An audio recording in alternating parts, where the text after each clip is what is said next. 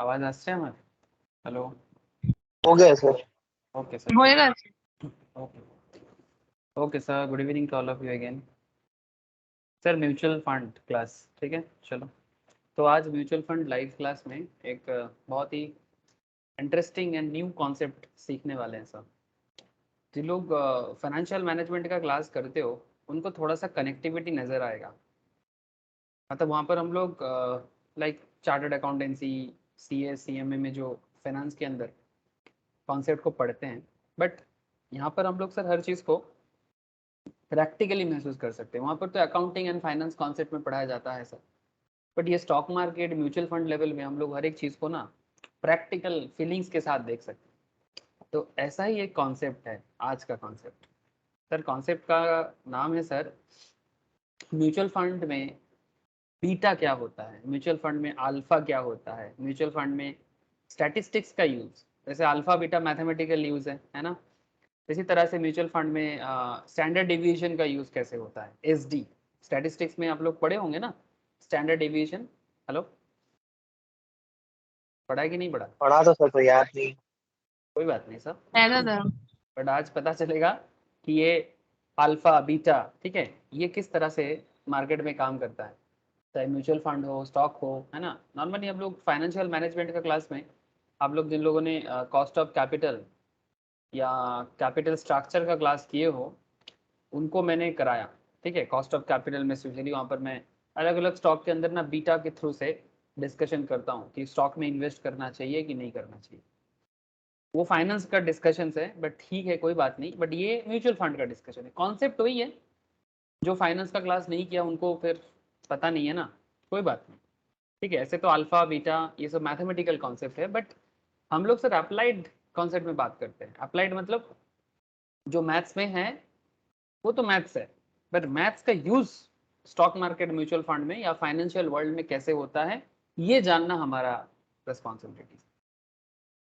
दूसरा बात जो है सर, स्टैंडर्ड डेविएशन स्टैटिस्टिक्स है, प्योर स्टैटिस्टिक्स। मैम के पास अगर आप लोग फाउंडेशन लेवल में पढ़े हो या फिर अगर स्टैटिस्टिक्स कभी भी किए हो मैम के पास बीकॉम लेवल में या फाउंडेशन लेवल में, नॉर्मली स्टैटिस्टिक्स का एरिया बीकॉम में होता है, 11-12 लेवल में होता है, and foundation CA foundation CMA foundation में पुराने टाइम पे CS फाउंडेशन पे भी होता था।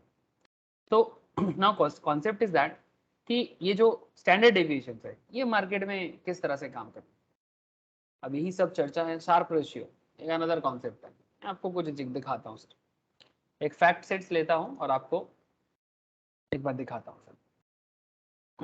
ऐसे म्यूचुअल फंड्स में ना, अगर मैं स्टार्टिंग से बात करूँ, personal finance and mutual funds जो है सर, देखते देखते ना बहुत कुछ पढ़ चुके हैं सर। अगर हम लोग दोनों एंगल से देखें, मतलब अगर हम NISM का किताब ओपन कर ले जो सेबी का गाइडलाइंस है, उसके यहाँ से भी देखें और जिस नोट से हम लोग पढ़ते हैं वहाँ से भी देखें, हर जगह से देखें तो नज़र आ जाएगा इन्वेस्टमेंट लैंडस्केप क्या है, concept of role mutual funds क्या है। लीगल मैटर्स पे अभी तक मैंने बात नहीं किया, बाद में बात कर लूँगा सर, लीगलिटीज़ क्या है म्यूचुअल फंड्स का। बाकी अलग अलग स्कीम रिलेटेड मैटर्स, कितना तरह का स्कीम्स होते हैं, नेट एसेट वैल्यू वगैरह क्या है, टोटल एक्सपेंस रेशियो क्या है, ठीक है। ये सब मैटर जो इंपॉर्टेंट, ये सबसे इंपॉर्टेंट पार्ट है। अगर NISM पॉइंट ऑफ व्यू से देखा जाए, NAV क्या है, टोटल एक्सपेंस रेशियो क्या है, ठीक है, प्राइसिंग ऑफ यूनिट्स क्या है, these are very interesting and important part as far as mutual fund is concerned, ठीक है। फेयर वैल्यू प्रिंसिपल्स क्या है, ठीक है, एंट्री लोड एग्जिट लोड क्या है, ठीक है, ये सब मैं डिस्कशन किया सर क्लास में। से risk return performance of funds क्या है, ये सब चर्चा हम लोग ऑलरेडी क्लास में डिस्कशन कर चुके हैं, ठीक है। Scheme performance, benchmark, last week मैंने आपको बेंचमार्क पढ़ाया, price return index, total return index के बीच में फर्क बताया, ठीक है। Mutual fund scheme performance very very important part, as an advisor as a distributor आपको पता होना चाहिए कि किस तरह से म्यूचुअल फंड स्कीम परफॉर्मेंस करता है। और उसमें बेंचमार्क, जिसमें Nifty is a benchmark, Nifty के हिसाब से आपका फंड कैसे काम किया, ठीक है। उसमें इक्विटी स्कीम हो सकता है, डेब्ट स्कीम हो सकता है, अदर स्कीम्स हो सकता है, ये सब डिस्कशंस कॉन्सेप्चुअली हम लोगों ने किया। जिन लोगों ने लास्ट वीक का क्लास किसी कारण से नहीं कर पाए, तो बस उनको इतना बोलूँगा कि प्लीज़ सर आप लोग एक बार ज़रूर लास्ट वीक का क्लास कीजिएगा, ठीक है। अगर बाई चांस में से बहुत लोग आजकल रिकॉर्डिंग कर रहे हैं सर, ठीक है, कभी कभी तो लाइव क्लास में मैं अकेला ही बोलता हूँ क्योंकि लोग ज्वाइन नहीं कर पाते, तो फिर वो रिकॉर्डिंग करता है, तो रिकॉर्डिंग भी अगर वो कर रहा है तो उनके लिए भी बोल रहा हूँ कि सर आप लोग रिकॉर्डिंग में ज़रूर एक बार पूरा जो भी प्रीवियस लेक्चर्स है उसको ज़रूर सुने, ठीक है, ये मेरा रिक्वेस्ट भी है और मैं चाहता हूँ कि आप लोग कर ले सर। नहीं तो क्या होगा ना सर, छूट जाएगा कॉन्सेप्ट, हाथ से बाहर हो जाएगा, कनेक्टिविटी टूट जाता है, बस यही एक प्रॉब्लम है और कुछ नहीं। तो जैसे आप लोग अगर देखोगे, मैं अभी तक आपको म्यूचुअल फंड्स में अगर चैप्टर मतलब इंडिविजुअल चैप्टर वाइज बात करूँ तो बैकग्राउंड बताया था, पर्सनल फाइनेंस में रिटायरमेंट प्रॉब्लम के साथ, ठीक है। फिर आपको मैं मतलब पर्सनल फाइनेंस में मैं आपको टाइम वैल्यू ऑफ मनी समझाया था। फिर मैं आपको म्यूचुअल फंड्स के इंट्रो दिया, फंड क्या है, एनएवी क्या है, एकदम छोटा छोटा लेवल में बताया आपको। म्यूचुअल फंड्स फैक्ट शीट्स है ना, फैक्ट शीट्स पढ़ाया कि किस तरह से आप फैक्ट शीट्स पढ़ सकते हो। जैसे ये देखो, नॉर्मली हम लोग इसी को यूज़ किए हैं ज़्यादा, but not just this one. ये मुझे पराग पारिक से प्यार थोड़ा सा इसलिए था क्योंकि कुछ फंड इन्वेस्टमेंट था और उसमें अच्छा परफॉर्मेंस नॉट जस्ट मेरा, बहुत सारे स्टूडेंट्स का भी था, तो इसलिए पराग पारिक लिया था। बट पराग पारिक को छोड़ के किसी किसी के कोटक में भी इन्वेस्टमेंट था, इसलिए मैंने कोटक को भी एग्जाम्पल के लिए यूज़ किया, है ना। कोटक में किसी किसी का इक्विटी स्कीम में या टैक्स एवर्स में या हाइब्रिड फंड में इन्वेस्टमेंट था, तो इसलिए मैंने कोटक के बारे में भी बताया, ठीक है। आप देख सकते हो कोटक का रिटर्न किस तरह से, Kotak last, Kotak mutual fund काफी अच्छा परफॉर्मेंस करता है, एक्सिस भी अच्छा, सभी सभी फंड के पास, एसेट मैनेजमेंट कंपनीज के पास अच्छा अच्छा फंड है सर, ठीक है। चाहे वो निप्पॉन हो, कोटक हो, एक्सिस हो, ठीक है, एसबीआई हो, या फिर पराग पारिक जैसे कंपनीज हो, सभी के पास। अब देखो सर, कॉन्सेप्ट सभी के लिए ऑलमोस्ट सेम है, कॉन्सेप्ट में ज्यादा ना परिवर्तन नहीं है, बट मेन जो खेल है ना वो है as an advisor, as an distributor, as an experts of mutual funds, आपको क्या जानना है, गुड ठीक इवनिंग। है। Yes Neel, good evening. आपको क्या जानना है, तो मेरा आज का स्पेशल जो डिस्कशन आप लोगों के साथ रहेगा वो रहेगा सर दिस पार्ट। ऐसा सर देखो, ये सब आपको मैं बता दिया किस तरह से पोर्टफोलियो बनाया जाता है, ठीक है। अगर क्लास मिस है तो मस्ट मस्ट सी सब, जैसे फंड मैनेजर का क्या काम है, ठीक है, एसेट मैनेजर अंडर मैनेजमेंट किस तरह से डिसाइड किया जाता है, ठीक है। दीज आर द थिंग्स जो मैंने डिस्कस किया। फिर मैंने कुछ दिनों से आपको ये वाला एक्सपेंस रेशियो क्या होता है, रेगुलर प्लान और डायरेक्ट प्लान में क्या फर्क होता है, ठीक है। बेंचमार्क इंडेक्स क्या है, जैसे ये जो फंड है बहुत फेमस फंड रहा सर, पराग पारिक फ्लेक्सी क्या, इसमें निफ्टी 500 टोटल रिटर्न इंडेक्स में या फिर एडिशनल बेंचमार्क में निफ्टी 50, ठीक है। ये बेंचमार्क का क्लास मैंने लास्ट वीक करवाया था, जो लोग लास्ट वीक लाइव क्लास या रिकॉर्डिंग किया है वो जरूर कनेक्ट हो गया होगा। लेकिन सर आज क्या बताना है, चलो सर आज में आ जाते हैं, कल में बहुत बात कर लिए, आज में आ जाते हैं। सर हर एक फंड का फैक्ट शीट्स के, ये फैक्ट शीट्स है sir, this are fact sheets, आप देख पा रहे हो, ये जनवरी 2022 का फैक्ट शीट्स है पराग पारिक फ्लेक्सी का। अब आप किसी भी फंड को उठा लो, हर मंथ का फैक्ट शीट्स आपको मिलेगा, every month you will get a fact sheets, ठीक है। नाउ इसके अंदर एक चीज होता है सर, जैसे load structure you all know, exit load, entry load क्या होता है, ये भी मैंने पहले डिस्कशन कर चुका। क्वांटिटेटिव इंडिकेटर्स, ये मेरा आज का डिस्कशन है। इंडस्ट्री एलोकेशंस में भी मैं बाद में बात करूंगा कि एसेट मैनेजमेंट कंपनी जब पब्लिक से फंड लेता है फिर उसको इंडस्ट्री वाइज एलोकेट कैसे करता है, और उस एलोकेशंस के मतलब देखो सर, एक्चुअली एएमसी वही करता है जो स्टॉक मार्केट इन्वेस्टर के तौर पे हम लोग खुद से करते हैं। आप लोगों में से बहुत लोग ऐसे हैं, मुझे पता है कि आप लोग स्टॉक मार्केट का जानकार भी बन रहे हो और साथ में स्टॉक मार्केट में खुद इन्वेस्ट करते हो अलग अलग कंपनी में, ठीक है। किसी के पास, जैसे I know Roshni is a good investor, ठीक है। शिवम अभी नया नया स्टार्ट कर रहा है, ठीक है। सुमित नहीं है, गोपी तो है ही, आप लोग जानते हो। मोहितोष वो भी आजकल क्लास नहीं कर पाते, शुभो वो भी अच्छे करते हैं, ठीक है। ज्योति वो भी, प्रिया भी बहुत अच्छा करता है। तो आप लोगों में से बहुत लोग ऐसा है मुझे पता है जो लोग मार्केट में अच्छा खासा इन्वेस्टमेंट करते हो और अपना पोर्टफोलियो खुद बनाते हो, ठीक है। इसी तरह से एएमसी भी वही करता है सर, एएमसी भी, मैं बहुत सबका नाम नहीं ले पाया शायद, बट एक इन जनरल बताया आप लोगों को कि एसेट मैनेजमेंट कंपनीज का काम वही होता है, वो अलग अलग लोगों से फंड लेता है, ठीक है, और मैनेजमेंट के लिए जो चार्ज है वो लेता है, कमीशन लेता है। बट अल्टीमेटली वही कॉन्सेप्ट है जो स्टॉक मार्केट में आमतौर पे इंसान करते हैं। लेकिन हाँ, ये लोग सिर्फ स्टॉक मार्केट में नहीं, मनी मार्केट में भी पैसा डालते हैं, है ना, डेब्ट मार्केट में भी पैसा डालते हैं, गवर्नमेंट सिक्योरिटीज में भी पैसा डालते हैं, है ना सर। इवन आपका पैसा फॉरेन स्टॉक मार्केट में भी जाता है, जैसे ये पराग पारिक का फ्लेक्सी का, ये पैसा तो गूगल में भी गया था, माइक्रोसॉफ्ट में भी गया है, अमेजन में भी गया है, फेसबुक में भी गया है, सुजुकी में भी गया है। टोटल फंड का इतना इतना परसेंटेज गया है सर। टोटल 100% अगर फंड वैल्यू है तो उसमें 29% फॉरेन कंपनीज के स्टॉक में गया है। ठीक है, ये बेसिकली इक्विटी बेस्ड था, तो काफी रिस्की फंड था। ठीक है सर, अब ये रिस्क क्यों बताया मैंने आपको, अब ये रिस्क से क्या मतलब होता है, ठीक है। अब इसी के लिए आपको कुछ क्वांटिटेटिव इंडिकेटर समझना पड़ेगा, जिसमें one of the big thing is beta, standard deviation, Sharpe ratio, alpha is also here. Beta alpha मैं दोनों समझाऊंगा आपको। ठीक है, ये तीन चीज क्या है, beta, standard deviation, Sharpe ratio, alpha, ये कैसे काम करता है। उसके बाद मैं धीरे धीरे आपको पोर्टफोलियो टर्नओवर बताऊंगा। ठीक है, excluding equity arbitrage and portfolio turnover. Arbitrage क्या है आपका, कुछ बताया था आपको कि किस तरह से आर्बिट्रेज काम करता है। ठीक है, लेकिन ठीक है, अब पोर्टफोलियो टर्नओवर का बात जब करूंगा तब आपको मैं ये वाला भी समझाऊंगा, बट उससे पहले आपको beta, standard deviation, Sharpe ratio, alpha, ये कैसे काम करता है। ये सब मैथमेटिकल टेक्निक या फाइनेंशियल इंडिकेटर्स या क्वांटिटेटिव इंडिकेटर्स, क्वांटिटेटिव मतलब क्या, maths, mathematical indicator stock market में क्या काम करता है। सर बनना है ना आप लोगों को स्टॉक मार्केट एक्सपर्ट या mutual fund expert.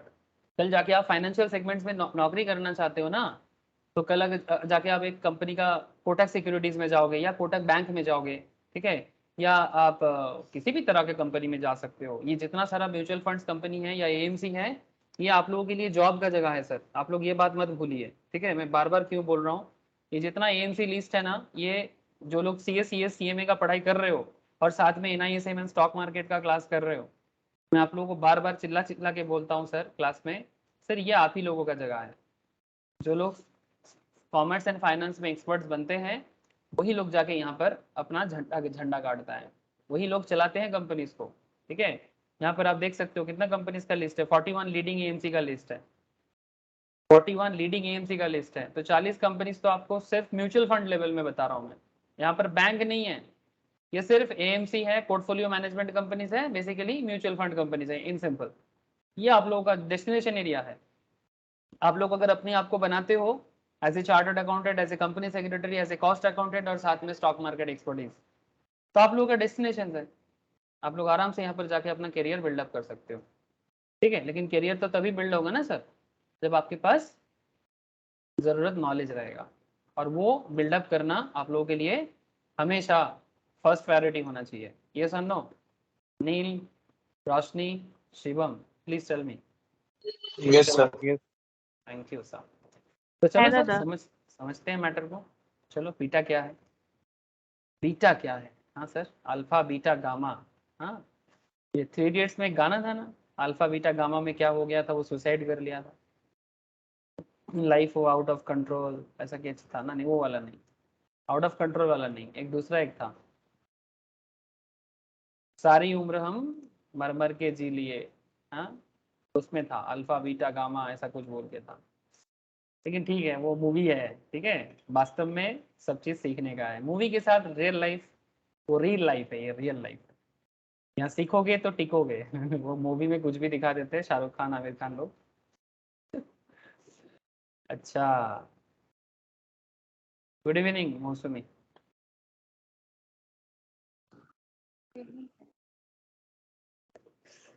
Mutual fund beta, SD, Sharpe ratio. चलो सर, क्या है बीटा, एफएम जो लोग पढ़े हो बीटा, वहां पर मैं बताया, फिर से बताऊंगा, कोई बात नहीं। सर लास्ट फ्यू चैप्टर्स में हम लोग various attributes of mutual funds पढ़ा, अलग अलग level of mutual fund, scheme of mutual funds पढ़ा है sir. Will continue the same in this chapter and focus key risk measures of a mutual fund. एक mutual fund में risk क्या होता है, जब कोई एक म्यूचुअल फंड में इन्वेस्टमेंट करता है, क्या क्या रिस्क के साथ वो आता है। एज एन एडवाइजर आपको भी पता होना चाहिए कि आपका क्लाइंट को क्या रिस्क उठाना पड़ता है। अब इस रिस्क को मैनेज करने के लिए, मेजर करने के लिए कुछ एट्रीब्यूट्स होते हैं, इसमें बीटा होता है, अल्फा होता है, एसडी होता है। ठीक है, सिग्मा से डिनोट किया जाता है ना, एसडी, स्टैंडर्ड डेविएशन को ऐसे सिग्मा करके, हाँ, सिग्मा एसडी ऐसे बोलते हैं, है ना, स्टैटिस्टिक्स में जो लोग स्टार्ट करते हो आपके पास स्पेशली। शार्प रेशियो, तो Sharpe ratio, standard deviation, alpha beta, ये स्टॉक मार्केट म्यूचुअल फंड दोनों में काम आता है सर। पॉइंट यही एक खास बात है।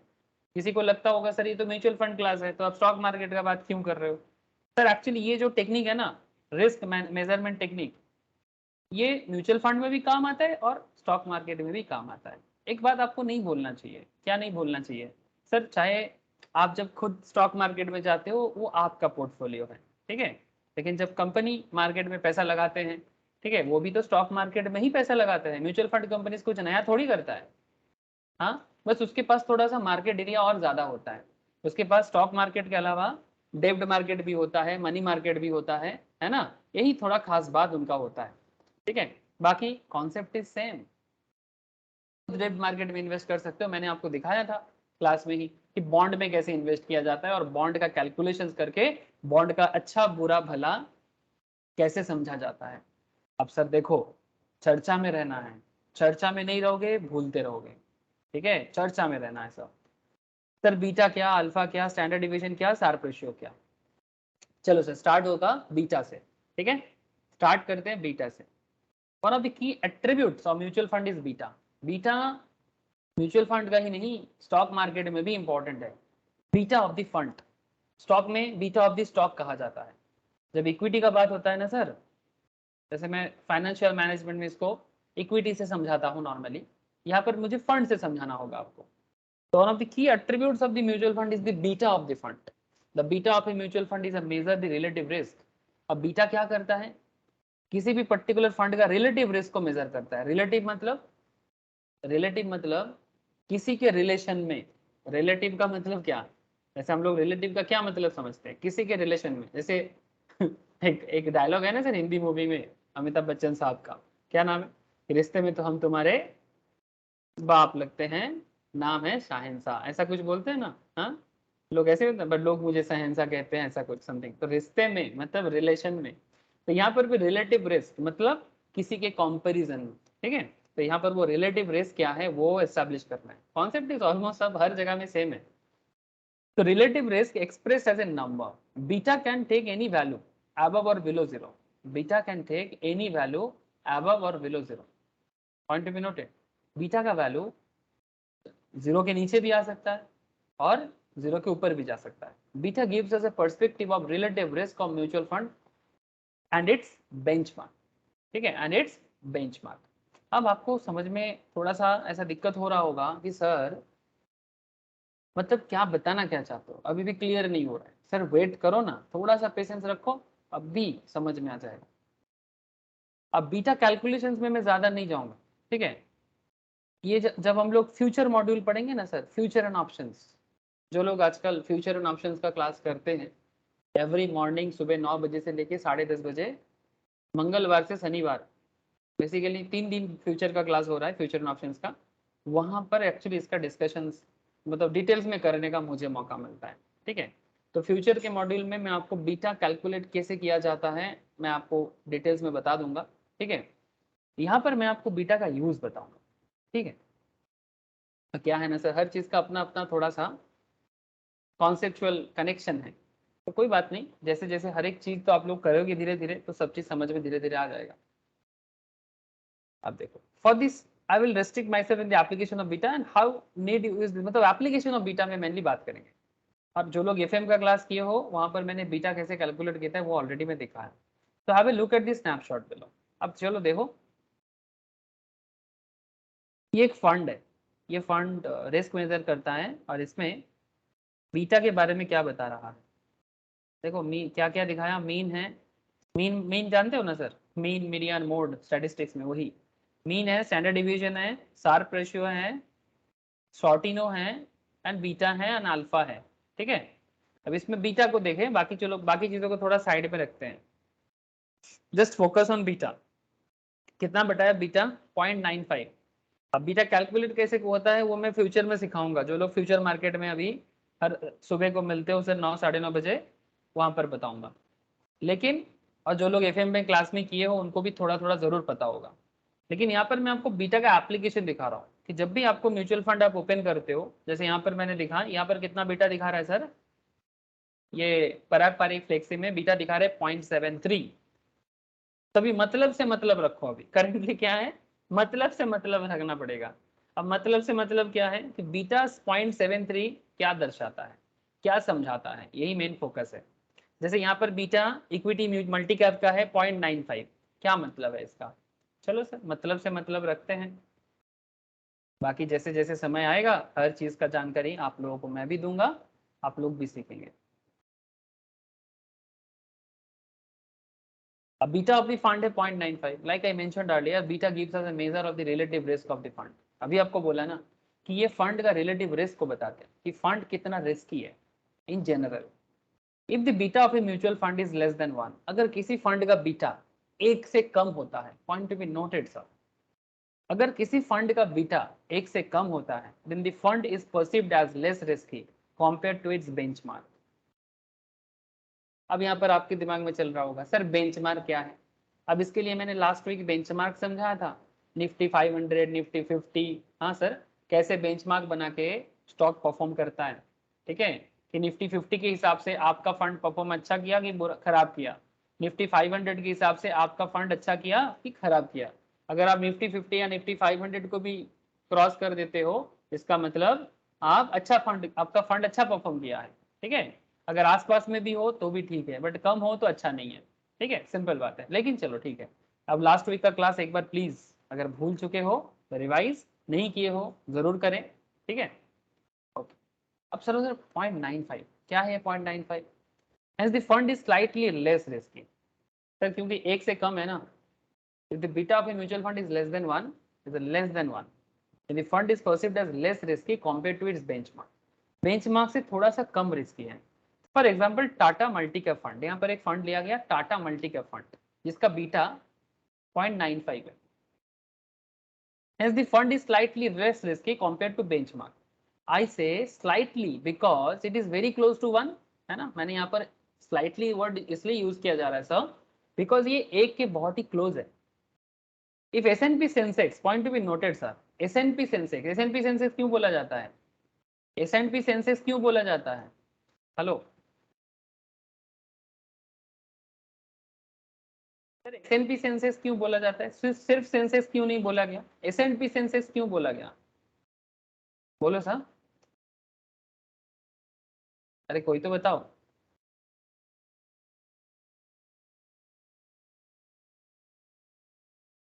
ये देखो सर, ये सेंसेक्स है ना, ये S&P बनाता है इसको, स्टैंडर्ड एंड पोर, ये एक फेमस अमेरिकन कंपनी है सर, ठीक है, जो बेसिकली इंटरनेशनल लेवल पे अलग अलग देशों में काम करता है, जैसे हमारे देश में भी काम करते हैं BSE के साथ मिलके।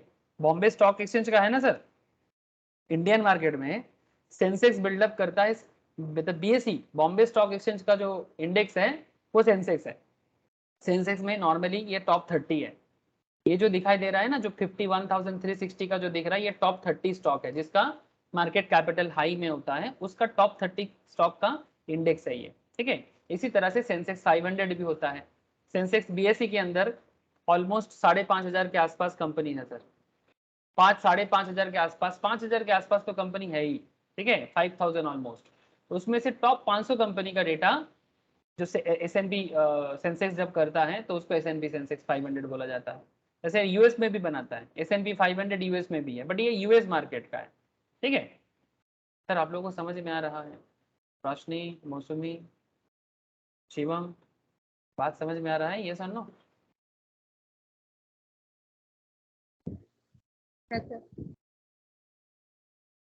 यस तो बेसिकली ये जो S&P सेंसेक्स 500 मतलब हमारे देश में जो बॉम्बे स्टॉक एक्सचेंज है उसके इंडेक्स के अंदर जो टॉप 500 कंपनीज है उसका इंडेक्स के बारे में बात हो रहा है।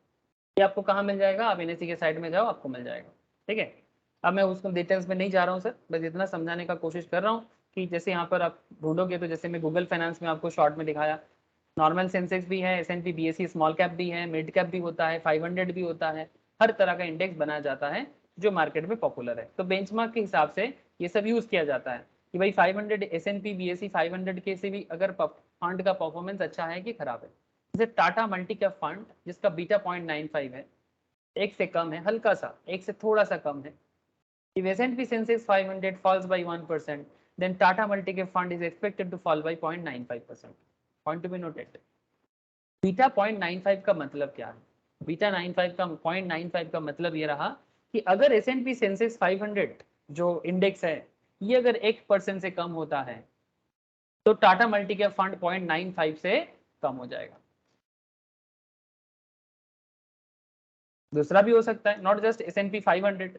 अगर इसका बेंचमार्क सेंसेक्स होता, सेंसेक्स 30 होता, तो अगर सेंसेक्स 1% में कम होता, अगर सेंसेक्स 1% में कम होता, जैसे यहाँ पर परसेंटेज दिख रहा है आपको, ये कल मार्केट, आज तो मार्केट सैटरडे है सर, कल का मार्केट में ये -0.26% में गिरा है, ठीक है। तो ऐसी तरह से 1% भी गिर सकता है, ठीक है, डे के हिसाब से, हर दिन के हिसाब से बात चलता है। तो अगर ये 1% में गिरता है, तो टाटा मल्टी कैप फंड, अगर इसका बेंचमार्क ये होता, बेंचमार्क का कैसे होता है, अगर उस पर्टिकुलर स्टॉक में आपका इन्वेस्टमेंट हो तो वो बेंचमार्क माना जाता है। Similarly Tata multi cap fund जिसका बीटा 0.95 आपको बताया गया है, तो ये 1% में गिरेगा तो ये 0.95% में गिरेगा, ये बीटा का मतलब है सर। सिमिलरली दूसरे फंड में भी देख सकते हैं, जैसे ये पराग पारिक फ्लेक्सी क्या, इसका बीटा कितना बताया, इसका बीटा बताया 0.73, एक से बहुत क्लोज नहीं है बट आसपास है। इसका मतलब ये है कि इसका बेंचमार्क है sir S&P 500 and Nifty 50 most probably. एक बार देख लेता हूं सर,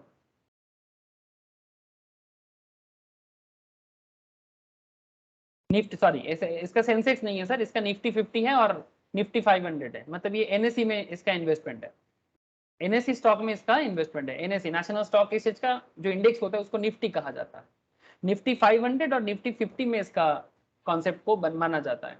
तो अगर निफ्टी 500 1% में गिरता है तो इसका मतलब है कि ये स्टॉक 0.73% में गिर जाएगा। क्या रे, बात समझ में आ रहा है? हेलो सर, हाँ ना बताइएगा, ना ना समझ में आए तो भी बताइए, अगर आए तो भी बताइए। Roshni, Yes. Shivam, tell me sir. Neel, hello, क्या आप लोग कनेक्टेड हैं या नहीं?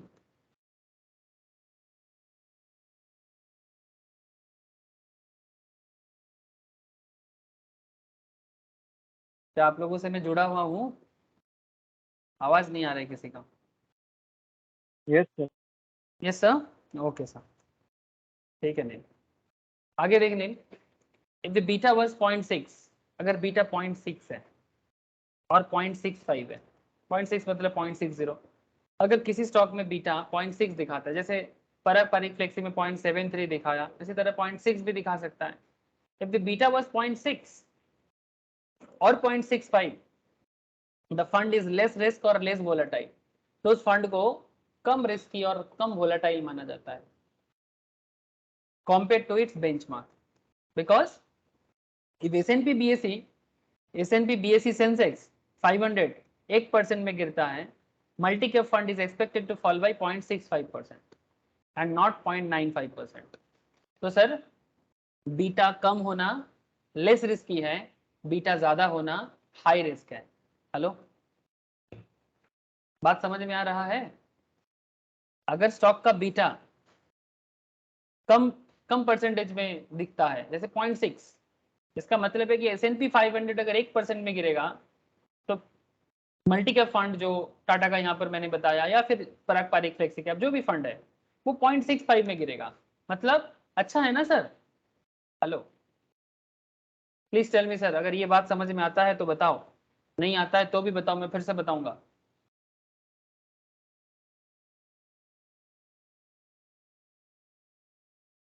अरे हाँ ना, कुछ तो बोलो, कनेक्टेड हो कि नहीं वो तो बताओ।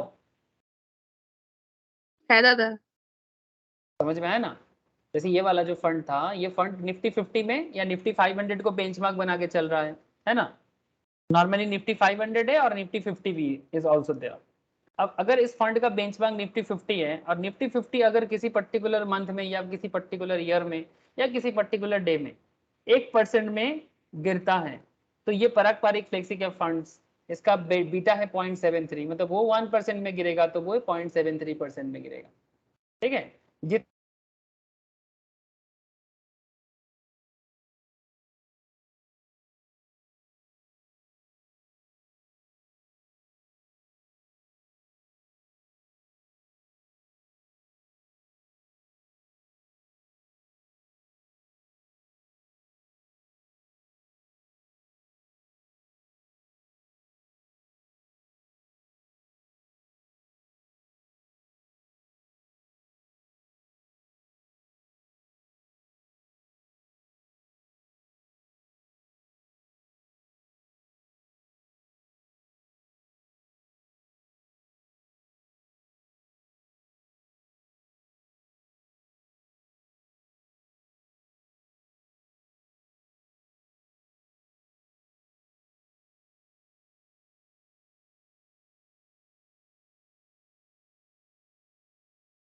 Hello hello, yes sir. Connected हो सर? थोड़ा नेटवर्क इशू है यहाँ पर, इलेक्ट्रिसिटी फ्लक्चुएशन इशू है, इसलिए थोड़ा सा नेटवर्क अप एंड डाउन कर रहा है। कनेक्शन है आप लोगों के साथ? प्लीज थोड़ा सा बताइएगा। Yes sir. ओके शिवम, मौसमी, नील, सबको मेरा आवाज आ रहा है क्या? Okay sir. Yes sir. अच्छा, तो आई थिंक आपको बीटा का कॉन्सेप्ट समझ में आ गया कि बीटा को कैसे म्यूचुअल फंड में एनालिसिस करना है। कैलकुलेशन तो मैं आपको फ्यूचर मार्केट में बताऊंगा सर, और जो लोग एफएम क्लास भी करते हो वहाँ पर भी समझाया जाएगा या गया है। जो लोगों ने किया, जो नहीं किया वो बाद में एफएम पढ़ेगा तो तब समझ जाएगा। Now point is that sir, फिर से थोड़ा सा फ्लक्चुएशन हो सकता है बिकॉज थोड़ा सा इलेक्ट्रिसिटी अप एंड डाउन चल रहा है, ठीक है। अच्छा देखो, अब यहीं पर खेल है सर। तो द बीटा वाज 0.6 और 0.65, ठीक है। तो 95 की जगह, अगर 95 की जगह, अगर 95 की जगह किसी फंड 0.65 बीटा बताता है तो वो लेस रिस्की है। तो मार्केट 1% में भी गिर जाए, फंड का वैल्यू जो है वो 0.65 में ही गिरेगा। This is what I mean by relative risk. इसको रिलेटिव रिस्क कहते हैं। मतलब सेंसेक्स 500 के हिसाब से आपका फंड कितना रिस्की है, सेंसेक्स 30 के हिसाब से आपका फंड कितना रिस्की है, निफ्टी 50 के हिसाब से आपका फंड कितना रिस्की है, निफ्टी 500 के हिसाब से आपका फंड कितना रिस्की है। इसको समझाने के लिए रिलेटिव रिस्क कॉन्सेप्ट को यूज किया जाता है सर। आई होप कि आपको समझ में आ रहा है sir. Good evening sir, join করলাম একটু লেট হলো, সরি। ओके ओके नॉर्मल, ठीक है,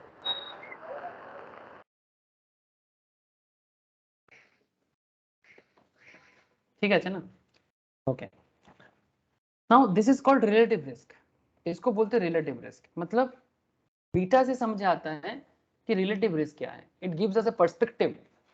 ये हमें ये पर्सपेक्टिव देता है how risk the fund is compared to its benchmark.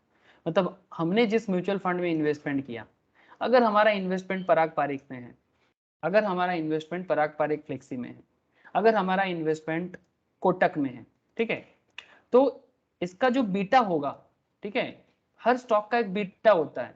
उसका फैक्ट शीट्स निकालो, उसका फैक्ट शीट्स निकालो, कोटक बैलेंस फंड निकालो, या फिर आप जो फंड हम लोग यहाँ पर देख रहे हैं इसका बीटा तो हम लोग देख ही रहे 0.73।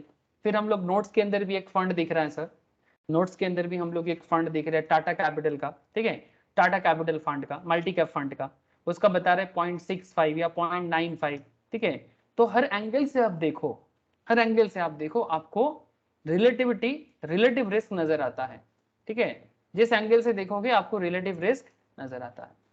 तो इसको बोलते हैं रिलेटिव रिस्क को समझना, जो बीटा आपको हेल्प करता है, ठीक है, कि भाई निफ्टी के हिसाब से आपका फंड कितना रिस्की है। सिंपल बात है।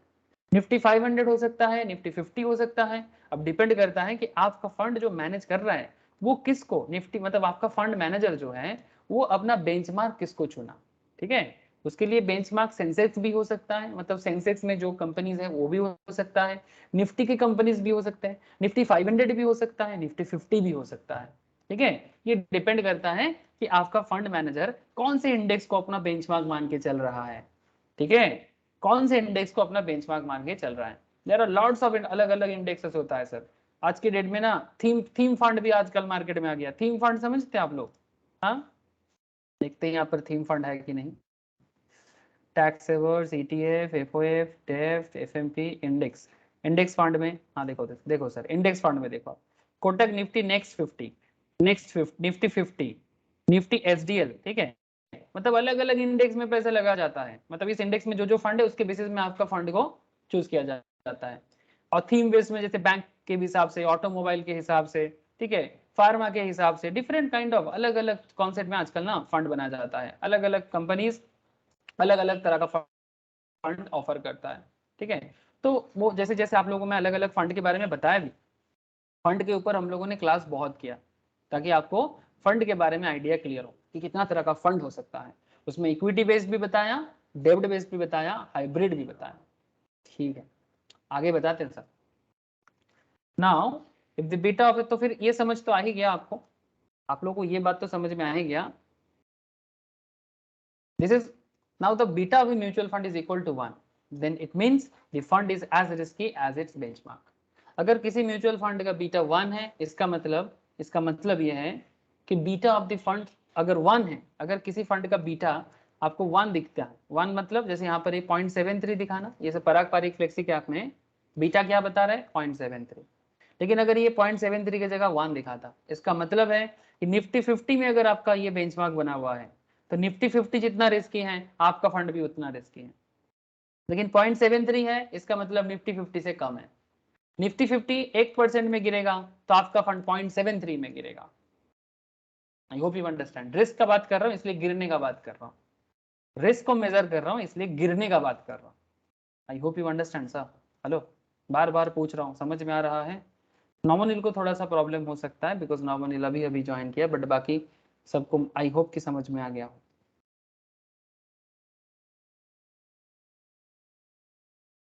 बोलो सर बोलो, कनेक्टेड हो, समझ में आ रहा है?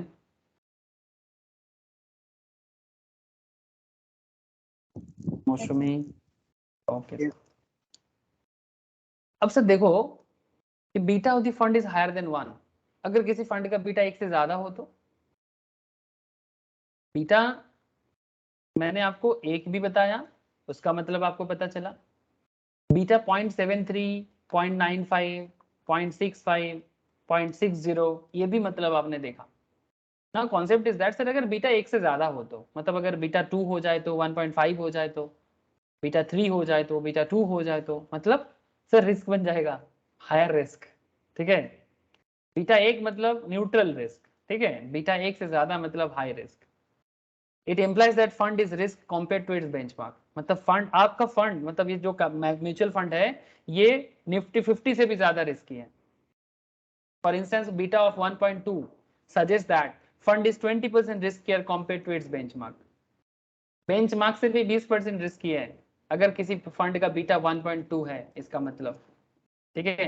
If the benchmark falls by 1%, fund is expected to fall by 1.2%, मतलब निफ्टी 50 अगर 1% में गिरता है आपका फंड, निफ्टी 50 अगर 1% पे गिरता है आपका फंड 1.2% में गिर जाएगा। जैसे कल मार्केट में निफ्टी 50 0.44 में गिरा है, ठीक है, ये कल का मार्केट है।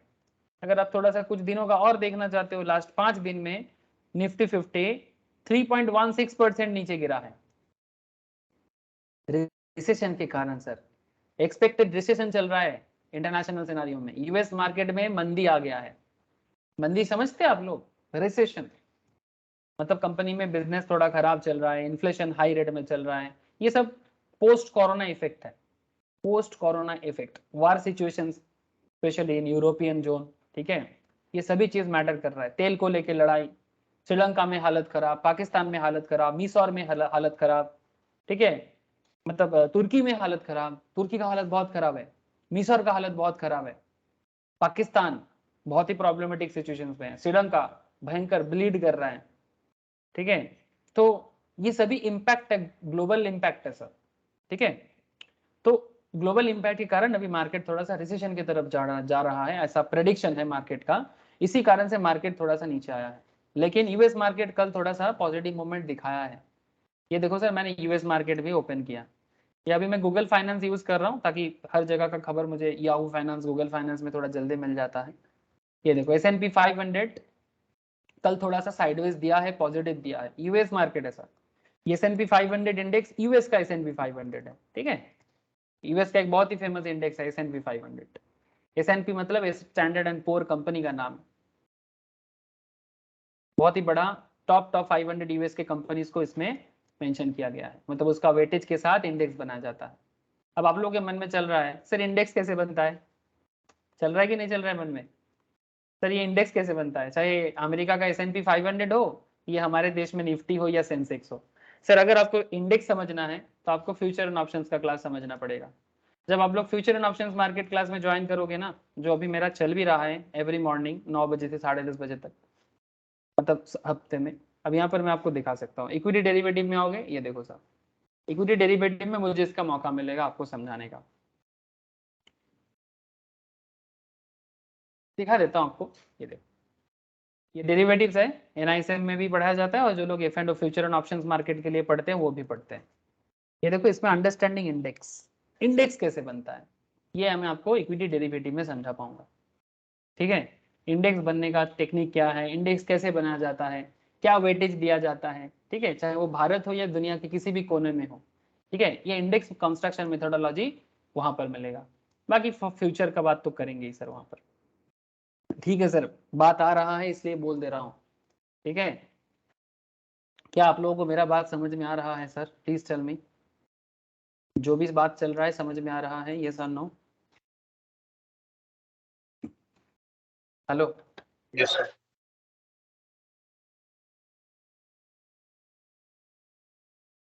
थोड़ा सा नेटवर्क शिफ्ट हुआ, कनेक्टेड हो? हेलो?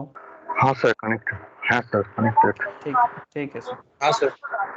ठीक है सर, चलो आगे बढ़ते हैं।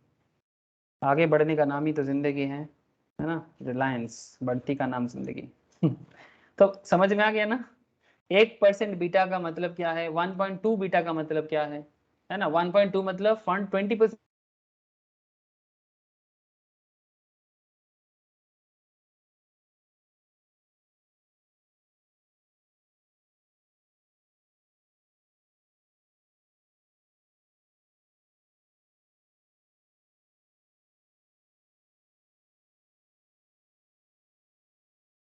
सर बोलो, लास्ट कहाँ तक सुने थे? लास्ट कहाँ तक सुने थे सर? बीटा तक।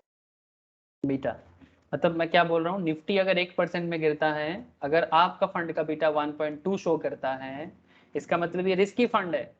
मतलब अगर रिस्की फंड में एक चीज क्या जानते हो सर, फंड रिस्की होता है ना, तो रिटर्न भी ज्यादा आने का चांसेस है, लेकिन लॉस भी ज्यादा खाने का चांसेस है। तो अगर बीटा आपको 1.2 या 1 से ज्यादा दिखाता है, इसका मतलब ये हो जाता है कि अगर निफ्टी 1% में गिरेगा तो आपका फंड 1.2% में गिरेगा। ये डर है सर, ये डर है। जैसे ये निफ्टी देखो, भारत में आ जाते हैं, भारत में निफ्टी 50 लास्ट 5 दिनों में 3% से ज्यादा गिरा है। ठीक है, मतलब आप समझ सकते हो, अगर ये 3% में गिरा है, तो जिसका फंड का बीटा, ठीक है, जिसका फंड का बीटा इस निफ्टी 50 के बेसिस में बना हुआ है, उसका फंड अगर 1.2 या 1.3, मतलब 20% ऑलमोस्ट ज्यादा उसका रिस्क है, मतलब वो कितना गिर जाएगा हर 1% के लिए 1.2, तो 3% के लिए जितना होगा उतना, 1% के लिए 1.2%, तो 3% के लिए जितना होगा उतना परसेंट नीचे गिरेगा वो पर्टिकुलर फंड। जैसे अगर पराग पारिक भी कनेक्टेड होगा उसके साथ, अगर टाटा कैपिटल कनेक्टेड होगा उसके साथ, या जो भी फंड कनेक्टेड होगा, ये रिस्क है, ये बीटा का मतलब है। ठीक, अरे बोलो, ठीक, समझ में आ रहा है? हेलो? हाँ सर। हाँ sir. When you are looking for the beta of a stock or of a mutual fund, अगर आप स्टॉक का बीटा भी ढूंढते हो, म्यूचुअल फंड का बीटा ढूंढते हो, it is very important to recognize the fact that the beta is a measure of relative risk. It tells us how risky the stock or mutual fund is compared to its benchmark. Benchmark मतलब normally Nifty, Sensex and different kind of Nifty Sensex. Beta is not an indicator of the inherent risk of the stock or mutual fund. Beta is not an indicator of the inherent risk, मतलब business का अंदर का risk को नहीं बताता है, वो market risk को बताता है। अंदर रिस्क का नहीं बताते सर, इनहेरेंट रिस्क नहीं ऑफ द स्टॉक और म्यूचुअल फंड। इनहेरेंट तो उसके अंदर का बात है, पर्टिकुलर बिजनेस के ऊपर डिपेंड करता है, वो फंडामेंटल एनालिसिस में सिखाया जाता है। हर बिजनेस का अपना एक इनहेरेंट रिस्क होता है, ये जो है ये मार्केट रिस्क है। तो put this context, think in this way, Ferrari is faster compared to BMW. एक एग्जांपल के तौर पे सोचो कि फरारी बीएमडब्ल्यू से फास्टर है, क्या सच में ऐसा है? आई डोंट नो, आप लोगों को कार का नॉलेज है तो आप बता सकते हो। ऐसा मैं सुना हूँ फरारी बहुत ही स्पीड कार है, ये सुनो। ठीक है सर, चलो आप लोगों को भी लग रहा है नॉलेज इतना है नहीं। ठीक है, Ferrari is faster compare to BMW, कोई बात नहीं, ऐसे एग्जांपल है। This comparison is like the beta, we measure the speed of a car 1 against car 2। Car 1 का स्पीड कार 2 के हिसाब से मेजर कर रहा है, but does this give you any indication how fast the Ferrari is? Ferrari BMW से faster है ये तो समझ में आ जाता है, बट कितना फास्टर है ये कैसे समझ में आएगा? ठीक है, likewise while beta gives us a perspective of relative riskiness of an asset, it does not give us absolute or inherent risk of the asset itself. I hope you understand. Beta से हमें comparative risk समझ में आता है, relative रिस्कीनेस समझ में आता है कि भाई ठीक है निफ्टी 50 से मेरा फंड कितना रिस्की में है, बट कितना परसेंटेज में रिस्की है, ठीक है, वो समझ नहीं आता। तो बीटा रिलेटिव रिस्क को बताते हैं, इनहेरेंट रिस्क को नहीं बताता। ये बात याद रखना चाहिए। By now you must have built your perception of beta. Let me ask you this, if a mutual fund has a high beta, do you think it is bad? क्या mutual fund में अगर beta high रहेगा तो वो खराब है क्या? Sir खराब अच्छा अच्छा बुरा का बात नहीं है, आपको समझना पड़ेगा। ये सवाल है आपके सामने, ये आपको ढूंढना है। अलग अलग म्यूचुअल फंड मार्केट में ढूंढो, निकालो, देखो तो उसका बीटा का क्या हालत है। पारंपरिक टैक्स सेवर्स फंड का बीटा देखते हैं, चलो। पारंपरिक टैक्स सेवर्स का बीटा, यहाँ पर बीटा का क्वांटिटी मेजर्स में सिर्फ पोर्टफोलियो टर्नओवर दिया है, बीटा नहीं दिया, ठीक है। दूसरा फंड में जाके आप ढूंढ सकते हैं सर मार्केट में कि उसका क्या बीटा क्या बताता है, ठीक है। बीटा से आपको समझ में आएगा कि फंड कितना रिस्की है। नॉर्मली जो निफ्टी 50 बेसिस में चलता है, निफ्टी 500 के बेसिस में चलता है, उसका बीटा आपको मिलेगा, ठीक है। ज्यादातर केस में इक्विटी फंड का बीटा ज्यादा नजर आता है और वो बहुत इंपॉर्टेंट होता है, ठीक है, बिकॉज वो मार्केट बेस्ड है और मार्केट में वो बीटा एक बहुत इंपॉर्टेंट पैरामीटर है। तो आप ढूंढो, देखो कि ज्यादा बीटा होना कितना रिस्की है, खराब है कि बुरा है, ये आपको घर का होमवर्क रहेगा। अब well the good bad ugly part of beta depends on another metric. अब बीटा गुड है, बैड है या अगली है, ये डिपेंड करता है अल्फा पे, ठीक है। Point to be noted sir, beta good है, बैड है, अगली है, ये डिपेंड करता है अल्फा पे।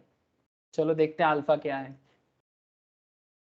अब अल्फा का कैलकुलेशंस का एप्लीकेशन देखेंगे। हम लोग एप्लीकेटिव एरिया पढ़ रहे sir, financial applications of mathematical techniques.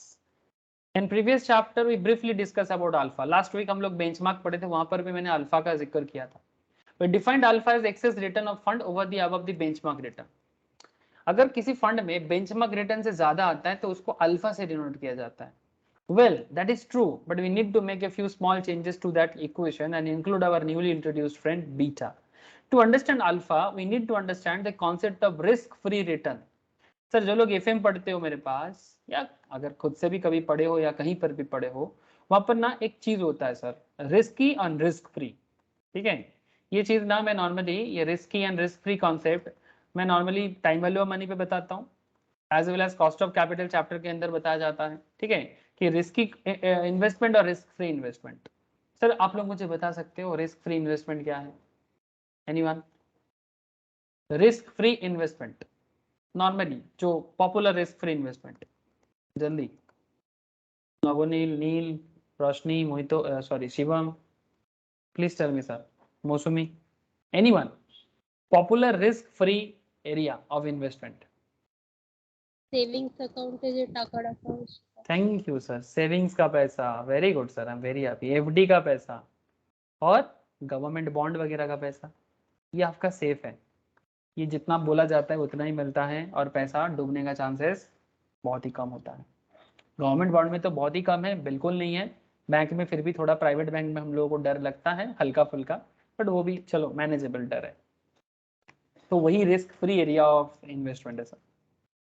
अभी अल्फा का केस ना उसी से जुड़ा हुआ है, कि क्या जुड़ा हुआ बात है कि भाई मैं अपना पैसा अगर रिस्क फ्री एरिया में देता तो मैं कितना रिटर्न कमाता। लाइक मैं अगर बैंक में डाल के, पोस्ट ऑफिस में डाल के, ठीक है, बैंक में पैसा रख के, पोस्ट ऑफिस में पैसा रख के, अगर मुझे ज्यादा रिटर्न आता है, मतलब ज्यादा नहीं, रिस्क फ्री रिटर्न आता है, point to be noted, risk free return आता है, तो मुझे कितना एक्स्ट्रा मिल रहा है, ये अल्फा से डिनोट होता है। अब आगे का बात सुनो, समझ में आ जाएगा। Well, that is true, but we need to make a few small changes to that equation and include our newly introduced friend beta. To understand alpha, we need to understand the concept of risk-free return. Risk-free return is the maximum return you can generate without taking any risk. जैसे कि savings का पैसा return, FD का return. By risk I mean market risk. अच्छा, risk में क्या है? Market risk, credit risk, interest risk and unsystematic risk. 4 तरह का रिस्क होता है मार्केट में, मतलब इन्वेस्टमेंट एरिया में। इसमें एक मार्केट रिस्क होता है, हर चीज का एक मार्केट रिस्क रहेगा। मार्केट है अपना, डिमांड सप्लाई में अप एंड डाउन होता है। क्रेडिट रिस्क, पैसा मिलेगा कि नहीं मिलेगा, ठीक है। इंटरेस्ट रेट रिस्क, बढ़ जाएगा घट जाएगा, kind of that. And unsystematic risk, ठीक है, जो सिस्टेमेटिक वे में नहीं काम करेगा उसमें तो एक रिस्क रहेगा ना सर। जैसे आप लोग भी सिस्टेमेटिक वे में पढ़ाई नहीं करोगे तो आप लोग भी क्या होता है, गड्ढे में गिरते हैं, there are two return source which fit the above definition. Risk free में दो डेफिनेशन एकदम फिट करता है, एक सेविंग्स का पैसा, एफडी का पैसा, and of course we can argue that bank भी थोड़ा बहुत अनसेफ हो जाते हैं, जैसे यस बैंक में हुआ था, ठीक है, बट फिर भी सर वो भी मैनेजेबल है, गवर्नमेंट आरबीआई वो सब देख लेता है। और सबसे इंपॉर्टेंट और एरिया माना जाता है treasury bills government of India का, है ना, सोवरेन बॉन्ड वगैरह, ठीक है, ये भी बहुत सेफ माना जाता है। जैसे आप देख सकते हैं गवर्नमेंट सिक्योरिटीज में 364 का 4 डेज का टी बिल, ये टी बिल क्या है हम लोग म्यूचुअल फंड के स्टार्टिंग लेक्चर्स में डेब्ट फंड में बताया सर, ठीक है। जीएस गवर्नमेंट सिक्योरिटीज 2013 में मैच्योर करेगा 5.77%, 5.79%, 6.18%, 5.09%, 91 डेज का टी बिल में 3.35%, ठीक है, 5-7% का रिटर्न इसमें मिलता है सर एनुअली, ठीक है। तो ये भी एक बहुत ही अच्छा and safe zone of investment माना जाता है जो बॉन्ड मार्केट डेब्ट मार्केट को डिनोट करता है। The T bill rate today रफली, जो जिस दिन ये नोट्स लिख रहा था, मतलब इसमें था sir 3.75%। Let us keep 4% for convenience, understanding के लिए हम लोग टी बिल को 4% मानते हैं ताकि इजी कैलकुलेशन हो जाए।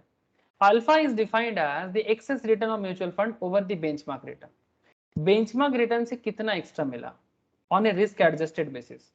अब आपको मैं समझाता हूँ रिस्क एडजस्टेड क्या है।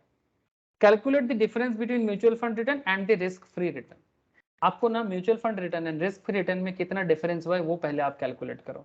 आपको मैं समझा देता हूँ, 2 मिनट रुक जाओ। Calculate the difference between the benchmark return and the risk free return, multiply this by the beta. अब उसको बीटा से मल्टीप्लाई करो तो आपको अल्फा मिलेगा। Take the difference between 1 and 2। अब मैथमेटिकली अल्फा कैलकुलेशन कैसे होता है देखो। Mathematically alpha equals to mutual fund का रिटर्न, मतलब आपका जो म्यूचुअल फंड है like Parag Parikh, flexi cap या फिर कोटक या फिर टाटा कैपिटल, मल्टी कैप, जो भी फंड है, there are lots of 41 AMC का लिस्ट में आपको दिखा रहा हूं। किसी भी पर्टिकुलर स्टॉक में आपका फंड में आपका इन्वेस्टमेंट हो सकता है, किसी भी कंपनी में आपका इन्वेस्टमेंट हो सकता है।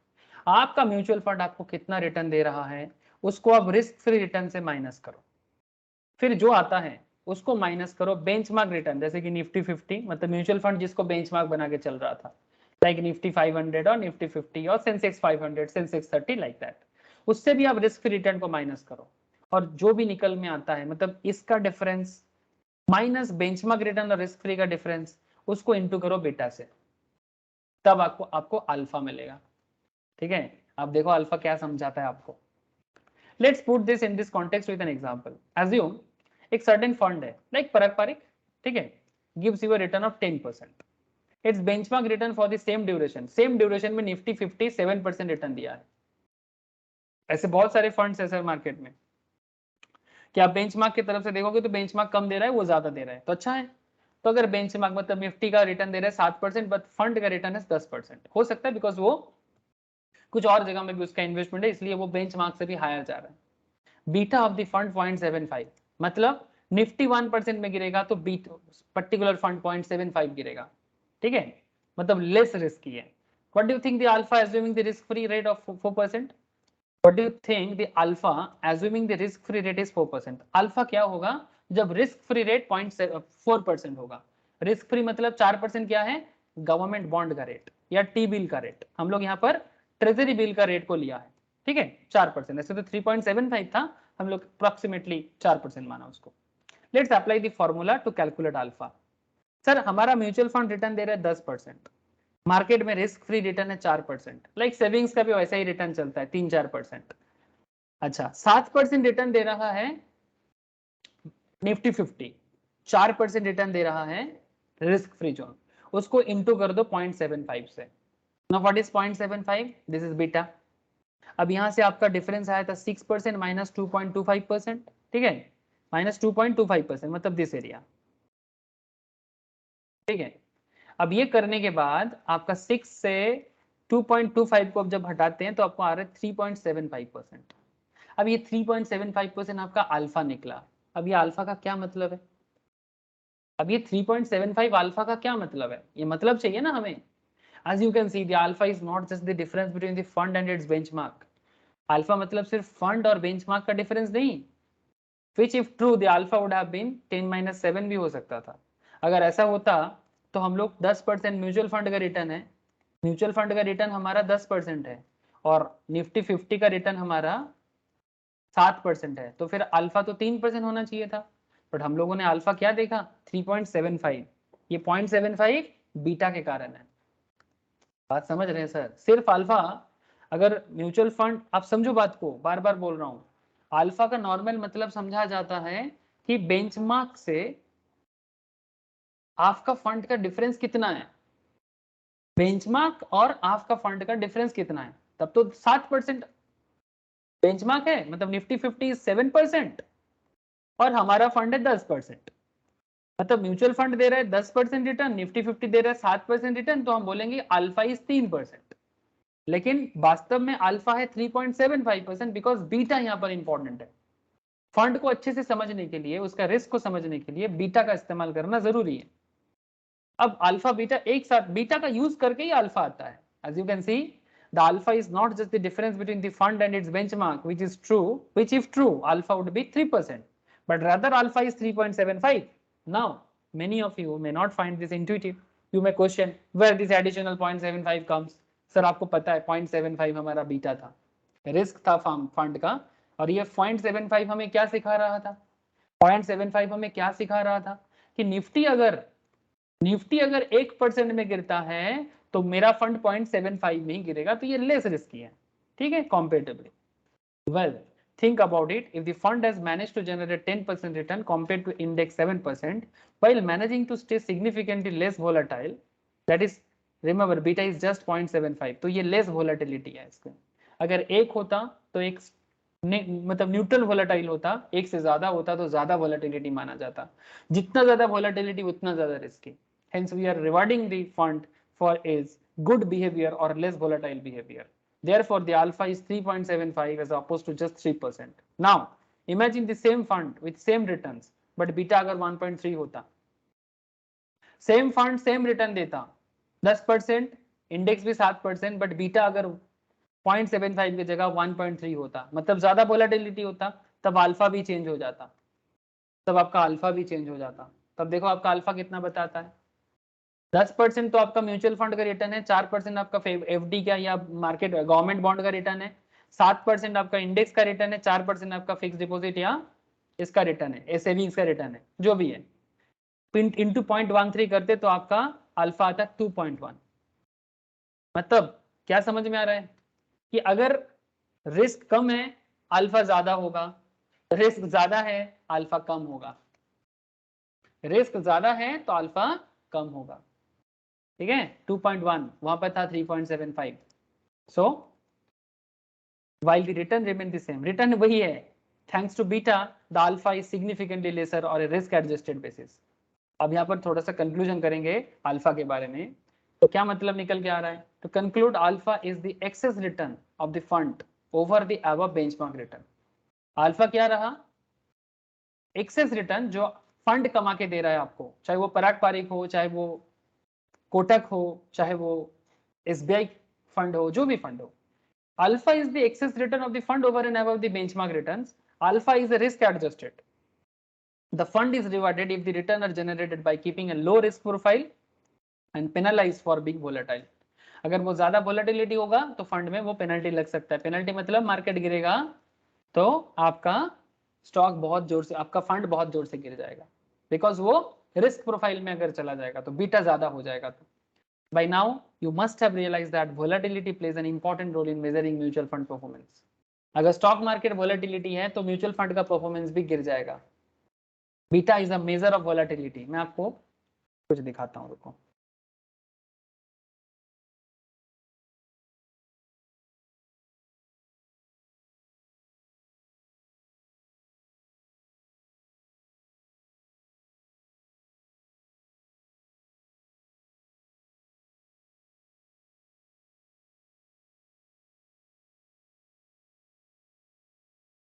एक लिस्ट में आपको दिखाना चाहूंगा, सेकंड।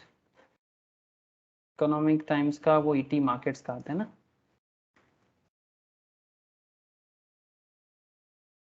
ईटी मनी, इसमें ना पूरा लिस्ट में परफॉर्मेंस दिखता है, आपको दिखाता हूँ।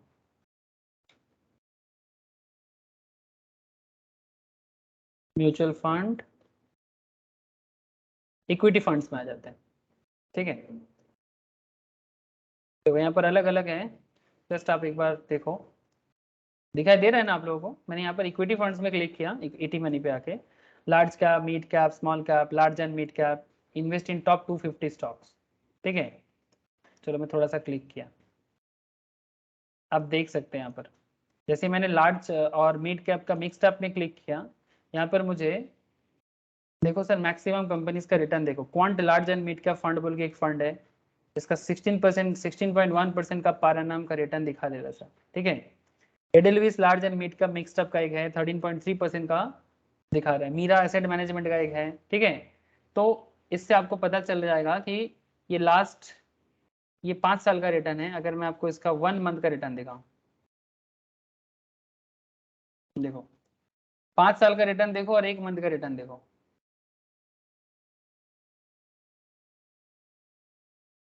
55% नेगेटिव गया। क्यों? बिकॉज स्टॉक मार्केट गिरा है ना। हेलो, आपको बात समझ में आ रहा है? इसका देखो 49% गिरा है, इसका 51% गिरा है। मतलब ये फंड का क्या है, रिस्क है, बीटा हो अल्फा हो, यही आपको दर्शाता है, ठीक है। लेकिन जब मैं इसको 1 साल, 5 साल या 1 साल के लिए देखूं, तो भी देखो मार्केट गिरा है इसका, लेकिन 5 साल के हिसाब से अगर देखा जाए तो फंड का परफॉर्मेंस अच्छा रहा है कॉम्पिटिटिवली। समझ में आ रहा है कि किस तरह से फंड का रिस्क काम करता है? मार्केट गिरेगा तो आपका फंड भी रिस्क में आएगा। हेलो, अरे समझ में आ रहा है? अरे बताओ सर। Yes. ठीक है, तो ये मार्केट का जो वोलेटिलिटी है, ठीक है, ये जो मार्केट का जो वोलेटिलिटी है, ये जो इसका अप एंड डाउन चलता रहता है, ठीक है, इसमें आपका स्टॉक क्या है, कहाँ पर है, इसमें इकोनॉमी बहुत बड़ा काम करता है सर, ठीक है। जैसे लास्ट कुछ दिनों में जैसे मार्केट गिरा है, लास्ट 1 मंथ में मार्केट देखो, लास्ट 1 मंथ में मार्केट ऐसा रहा है।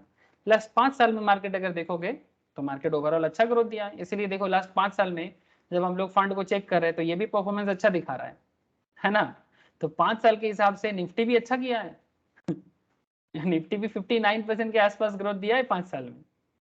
आई होप यू अंडरस्टैंड, ठीक है। अगर निफ्टी 50 को हम लोग बेंचमार्क माने तो इस फंड के साथ अगर कंपेयर करें तो 16% है, वहाँ निफ्टी 50 लास्ट 5 साल में 59% का ग्रोथ दिया है। मतलब कहीं ना कहीं फंड उतना अच्छा परफॉर्म नहीं किया लार्ज मिड का मिक्स्ड अप करके, बट फिर भी 16% रिटर्न लोगों के लिए अच्छा ही लगता है, बिकॉज बैंक से तो ज्यादा मिला है हाँ, उसमें अभी देखना पड़ेगा CAGR है कि एब्सोल्यूट रिटर्न है, वो अलग बात, बट आई होप कि आपको इतना तो समझ में आ ही रहा है।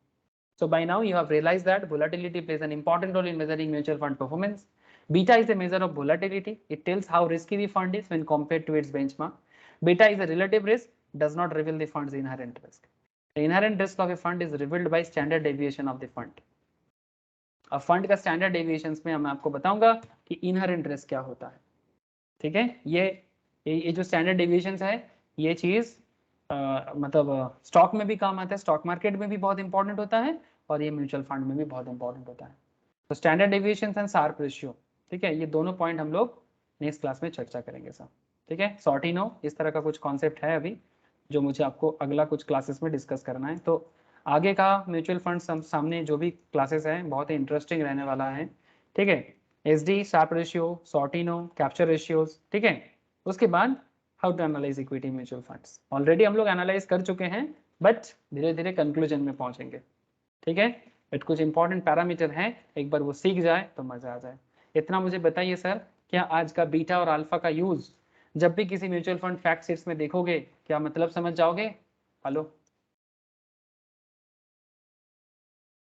थैंक यू सर, ठीक है। तो इस तरह से अब बीटा का कैलकुलेशन कब सीखेंगे सर?